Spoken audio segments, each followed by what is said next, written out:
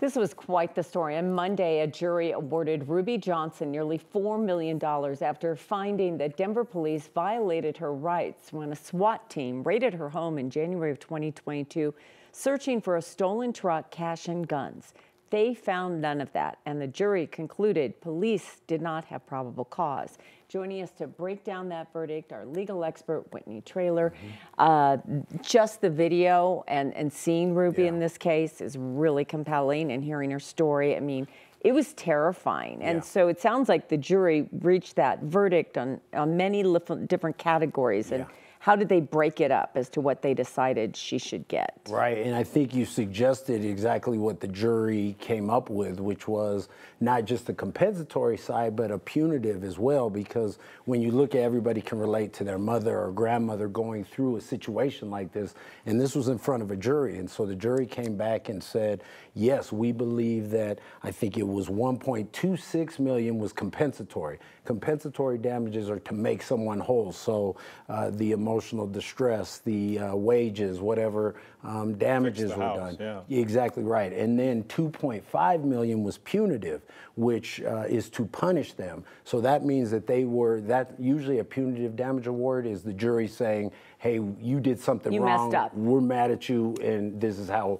you're going to pay. So oftentimes, instead of focusing more on what happened, people focus on what should have happened or what should happen now, training, things like that. Yes. What changes they should be making as far as so this never happens again. Well, and in this case, it was what happened was completely egregious and shouldn't have happened, and really it's based on the evidence that the judge, in which the judge signed off on the search warrant, which was based on an affidavit that was spacious at best. And what happened in this affidavit was the detective, the man's truck was stolen. He had his iPhone, an old iPhone, in there with a Find My Phone app, and along with that was some weapons and cash and some other things, and so they wanted to try and find it. But when you turn on that app, it generally kind of triangulates. It doesn't give you a specific address. And what the detective and the sergeant who signed off on it did was they presented to the judge as if it was definitely this house.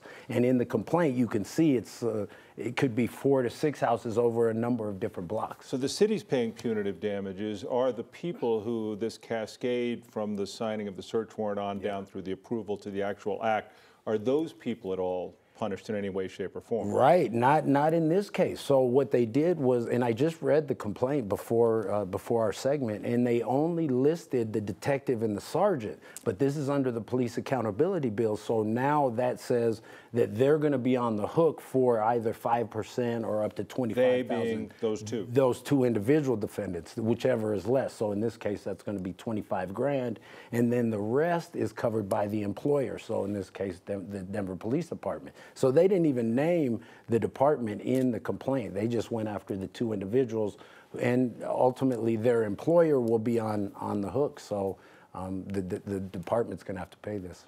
And this was a civil trial, different than a criminal trial. And why is that? Why in this case? Yeah. So this was, you're seeing now, and it's a great question, because now you're seeing people, particularly law enforcement, being sued civilly and criminally, which you just hadn't seen before.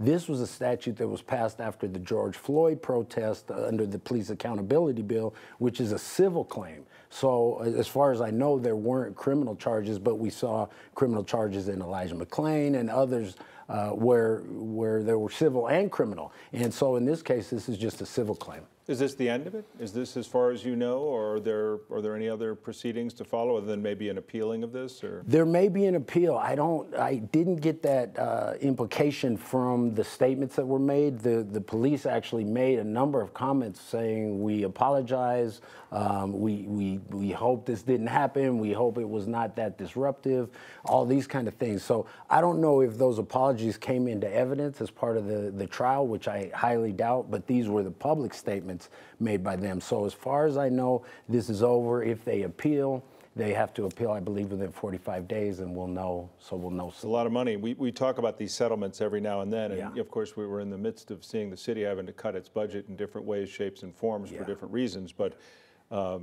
they're spending a lot of money on these settlements over the past few years. And These just a settlements, horrible mistake. yes, and this was something that completely could have been avoided. This was not a split-second decision. There was plenty of time and plenty of controls where it could have been avoided. And I think that is really the sentiment behind the police accountability bill, is to hold these individual bad actors, if you will, liable, as opposed to, the rest. And it could have been worse. Yeah, for sure. All right.